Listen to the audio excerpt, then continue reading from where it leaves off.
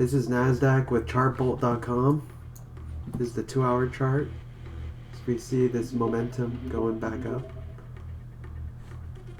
Also on this oscillator, momentum, this green hump, start going up.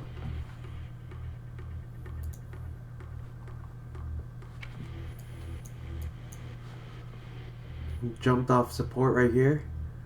Another little retest, jump right here. And then another retest right here on this indicator. Went back up. Bam, retest. Went to this indicator now. Back to support. You can get these indicators on chartbolt.com. Use the NASDAQ chart.